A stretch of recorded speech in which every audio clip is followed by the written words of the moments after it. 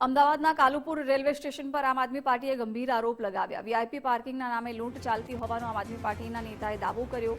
આપ યુવા નેતા ડોક્ટર કરણ બારોટે વિડીયો બનાવી આક્ષેપ લગાવ્યા। ભાજપના નેતાઓ પાછળ કરોડોના તાઇફા પણ ફ્રી પાર્કિંગ નહીં, રેલવે ટિકિટના ભાવ કરતાં વધારે પાર્કિંગના રૂપિયા લેવાય છે। 24 કલાકના 2100 રૂપિયા લૂંટવામાં આવી રહ્યા છે। આ લૂંટના પૈસા ડબલ અને ટ્રિપલ પણ થઈ શકે છે તેમ જણાવ્યું।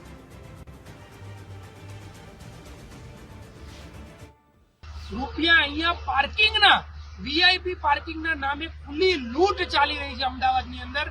આજે તમે વિચારો, નીચે સામાન્ય પાર્કિંગ છે, એ પાર્કિંગની અંદર 30 થી 40 ગાડીઓ મેક્સિમમ મૂકી શકાય એટલી જગ્યા છે, ને એ પાર્કિંગ જ્યારે ફૂલ થાય ત્યારે ઉપર વીઆઈપી પાર્કિંગ બનાવ્યું છે અને વીઆઈપી પાર્કિંગના નામે 24 કલાકના 2100 રૂપિયાની ખુલ્લી લૂંટ આજે અમદાવાદમાં ચાલી રહી છે।